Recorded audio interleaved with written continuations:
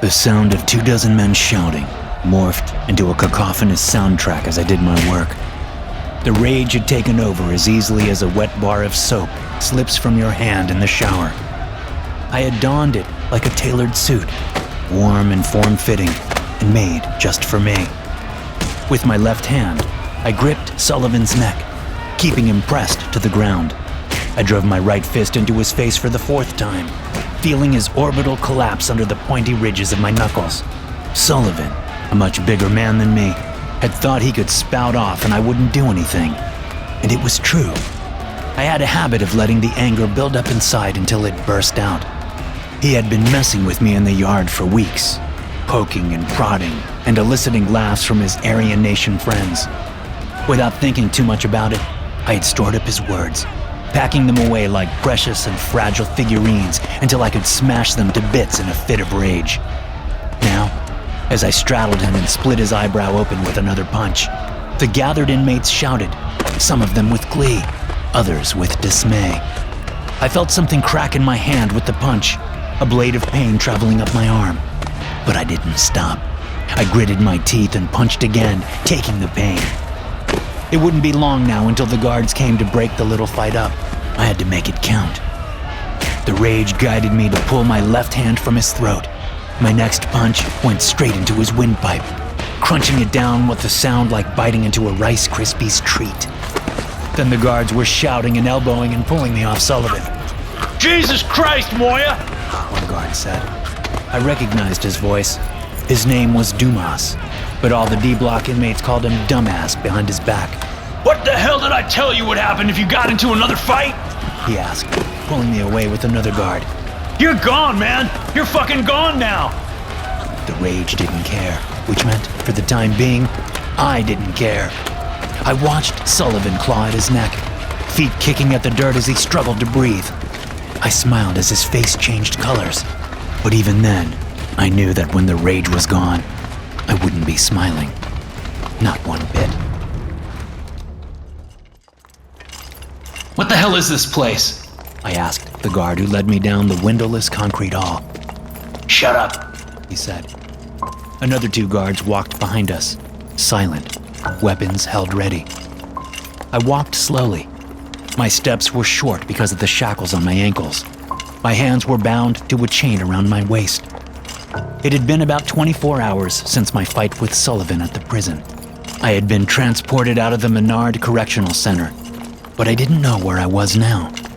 It didn't look like any prison I'd ever seen. As we walked, I flexed my swollen right hand. I figured I'd broken something, but the guards didn't seem to care. I hadn't seen a doctor about it. The guards didn't have any kind of identifying marks on their uniforms. No nameplates, no emblems, no badges. We stopped at a windowless metal door at the end of the hallway. The guard, who told me to shut up, used a key card and then punched in an 8-digit code. The door opened, and we went inside. The room was about 15 feet on a side, with another door set into the opposite wall. 2 other guys in orange jumpsuits sat in chairs bolted to the floor on the right. Their shackles were affixed to bolts in the floor between their legs. To the left, a couple of guys in lab coats sat at a long desk under several wall monitors that were all turned off. Good, one of the lab coats said, standing and blinking quickly, like a nervous twitch. Let's start this. Start what? I asked. Shut up, the guard said. The other 2 inmates looked up at me, sullen and confused. One of them was black, with frazzled cornrows on his head and tattoos creeping up his neck. The other one looked Hispanic, like me. He had dark hair cut short, a black mustache, and teardrops tattooed under one eye. On the left side of his neck was the number 13, which meant he was a member of the Mexican Mafia. The guard shoved me into the seat next to the 2 guys. No need to secure him, twitchy lab coat said. We'll be ready to send them in soon. Send us where? I asked. Shut up. I turned to the inmates. You guys know what the fuck is going on? Just shut up, man, the black dude said, eyes darting to the guards. The two lab coats went about firing up the monitors and computer equipment on the long desk. Once that was done, Twitchy went to the only other door in the room and unlocked it using a fingerprint, a 10-digit code, and a keycard. Okay, Twitchy said. get them in there. The guards escorted us through the door one by one, starting with me. As I stood inside the cavernous room, I thought I was in hell. The square space looked like a warehouse with a maze of cubicles in the middle, like an office. Before I landed in prison, I had worked in an office much like this, but not in a warehouse. It was in an office building on a floor with 10-foot ceilings and thin carpet and the lingering aura of petty squabbles. The ceilings in this place were about twice as tall, and there were cameras everywhere on the metal joists above. It even looked like there were tracks along which the cameras could move. The guards brought in the black guy next, unlocking and removing his shackles just like they had done with me. You know what this is? I asked. Nah, The guy said. nothing good though. Moya, I said without extending my swollen hand. The guy nodded. Branch. The other guy came in. The guards took his shackles and retreated through the door, shutting and locking it. The Hispanic guy sucked his teeth. Man, this is some bullshit. This is Leva, Branch said. This dude is Moya. Sup? Leva said with a tilt of his head and a twitch of his mustache. I hope they're not expecting us to work or some shit. I hated working in an office. Same, I said. Yup. Branch said. We stood there, looking at the cubicle walls from a distance of about 15 feet, waiting for something to happen. Minutes passed in silence. Well, I'm gonna explore, I said. I'm getting bored standing here. Yeah, all right. Leva said. Let's go. Truth be told, I was grateful that both men agreed to go with me. I was creeped out, and I didn't really want to wander the place alone. There was plenty of light in the place. The lights in the ceiling shone down brightly, but there was something eerie about it, something that made my skin crawl.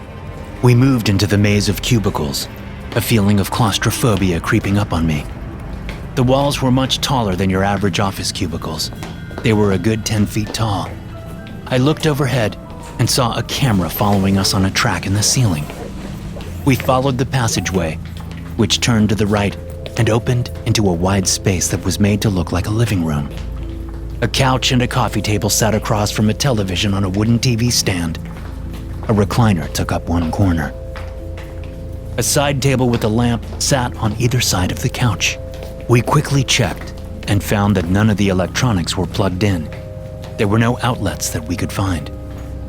We continued our exploration and found that the cubicle walls encompassed small alcoves of all types, including a kitchen, 2 bedrooms, a den, a bathroom, and even a garage with an old but well-cared-for Lexus sedan parked there. Each room had stuff in it that you would expect from a real, lived-in house. One bedroom had bunk beds, kids' toys, and clothes. The garage had sports equipment, a weight set, hand tools, and other random odds and ends. But the only room that worked as expected was the bathroom. The toilet flushed, the shower ran, and the sink worked. There was no food in the kitchen, and none of the appliances were plugged in. We also explored the space around the maze of rooms and found that the only door was the one we'd come through. There were no other doors, no windows, and the walls were made of reinforced metal. We supposed to live here or something? Leva asked as we made it back to the living room. Not without food, I said. or entertainment. There were some books in the den, Branch said. and a weight set in the garage. Leva put in. I shook my head. Something about this is too damn weird. It's starting to piss me off. Oh boy, Leva said. what you gonna do, little man? Turn into the Hulk and bust out of here? I ignored him, flexing my swollen fist, reveling in the pain. Branch sat on the couch and propped his feet on the coffee table. Well, I'm gonna relax for a bit until they tell us what the hell we're supposed to be doing. Leva sat on the other side of the couch. Yeah, me too. I stood in the middle of the room, thinking, wondering, flexing my fist. You okay, bro? Branch asked. You look a little pissed off. I ignored him, turning to go sit in the recliner. But before I made it 2 steps, I heard a clatter from elsewhere in the maze. The hell was that? Leva asked. We all looked in that direction. Sounded like it came from the garage, Branch said, standing up. It was true. It sounded to me like one of the cans of tire shine had toppled off a shelf. Silence bloomed in the vast space. It seemed none of us knew what to do.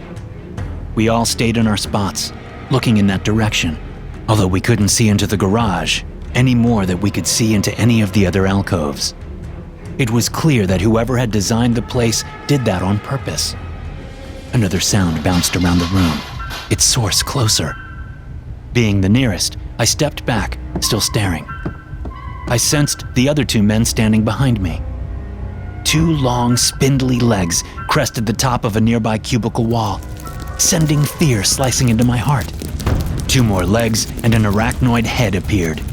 8 shiny black eyes peeked at me over a pair of glistening fangs. But as the rest of the spider came into view, additional legs creeping over, a sense of unreality hit me.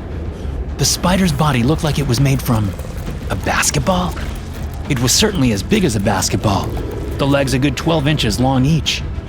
In my peripheral vision, I saw Branch duck over and grab a lamp off a side table. Is that a basketball? Leva asked, coming up next to me. As he moved past me, I stuck my left arm out and stopped him. It's a fucking robot, man, Leva said. But it didn't look like a robot to me. It looked organic. I could see the fine hairs on its legs and a sheen of liquid on its fangs.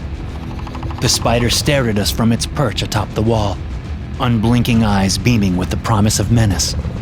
Then it jumped. I ducked, throwing myself to the right. Leva wasn't so fast. His scream pierced the air before I even hit the ground. As I rolled, bumping into the coffee table, I turned to see a fountain of blood spew from Leva's throat as the fangs ripped into his flesh. He had both hands on the thing's body, but it clutched him with all 8 legs, refusing to let go. Branch darted forward, shouting incoherently, raising the lamp. He swung the light fixture at the spider, the shade crumpling as it hit the creature's body. It seemed that the spider was partly basketball, because the lamp bounced off, seeming to do little damage to the arachnid. Leva, still screaming, stumbled back and fell to the floor.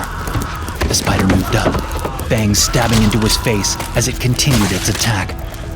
Branch moved forward, clearly determined to strike at the creature again. But as he raised the lamp for another blow, the light fixture changed. 8 legs sprouted from the body of the lamp, one of them piercing Branch's hand as if it were nothing more than a piece of sponge cake, and the leg was a knife. It happened so swiftly that Branch didn't immediately notice, not consciously anyway. He faltered, stopping in mid-swing. Then he lowered the lamp and looked at it as the crushed lampshade fell away to reveal a wicked-looking spider head where the light bulb had been. Screaming, he tried to throw the lamp spider away, but the leg piercing his hand prevented this at first. He had to rip the spider off with his other hand, in the process damaging that hand as the spider attacked him, shredding his skin and mangling his fingers by the time he tossed the creature into the television, knocking the flat screen over. The lamp spider wasted no time, scurrying around, coming after Branch. By this time, the other spider was finishing up with Leva. His screams died away to a wet gurgle, his face a mess of bloody, shredded flesh. I had been so used to humans triggering my rage response that my reaction to this strange turn of events left me feeling nothing but cold shock and disbelief. As the basketball spider turns its attention away from Leva and toward me, another emotion took hold. Terror. I darted toward the nearest exit, which was a dog-legged hallway that led toward the back of the space. Wait! Branch called, following me. Help me! I made no answer, running into the kitchen and grabbing a knife from the block on the counter, using my left hand because my right was nearly useless. Branch came in a second later, trailing blood from his injured hands. Behind him, both spiders scurried along the floor. The basketball spider first, followed by the lamp. Move! I said, shoving Branch out of the way and kicking the basketball spider as hard as I could. I felt a sharp pain in my foot, but the spider sailed into the air, arcing back toward the living room. The lamp spider leaped at me, and I slashed at it with the knife. It was about as effective as trying to stab a lamp with a knife. The impact knocked the blade out of my hand, but at least it prevented the little fucker from latching onto me. I turned around to see that Branch had left, and I ran after him. I could hear the faint click-clack of the spider's legs hitting concrete as it scurried after me. Turning into the den, I inhaled sharply at the scene before me. One armchair in the den had turned into a spider, and it had a shouting Branch pinned to the floor. As I stopped cold, the spider jammed its sizable fangs into Branch's eye sockets, cutting him off mid-shout. The sound of rushing spider legs behind me returned my sense of urgency, and I ran out of the den, heading for the garage, remembering suddenly that I'd seen an axe among the tools. I just hoped it was still an axe, and not a goddamn spider. As I moved, I realized I was limping. I looked down to see 2 bloody holes in my right prison slipper. The basketball spider must have bitten me when I kicked it. The familiar rage came flooding back, smashing through the shock and terror that had been possessing me like it was a tiny wooden bridge in the path of a 100-year flood. Flexing my right hand as I ran, limping toward the garage, I used the pain to stoke the rage. As I reached the garage, my rage was in full control, my body merely a vessel for it. I ripped the axe from its space on the pegboard wall and spun around just as the lamp spider came rushing into the garage. I stepped forward and slammed the axe head down on the lamp, splitting it in half. The legs pulled the 2 halves in different directions. Strange, whitish, yellow goop poured out of the body. The armchair spider came in next, moving fluidly, but not nearly as fast as the smaller spiders. It jumped at me, and I rolled out of the way, then spun around, slicing out with the axe. The blade severed one of its legs, but it didn't slow the thing down much. It came at me again, and I tried moving, but it caught me with one leg, sending me stumbling and slamming into the Lexus sedan. I spun around and clambered on top of the sedan. The spider crawled up its hood, which was just what I'd been hoping for. I slammed the axe down into its head. The thing's legs went momentarily limp, and it slid back down the hood. I leaped down and hacked the thing again and again, losing myself in the rage. When I was done, I was covered in that strange white goop, along with stuffing and wood splinters.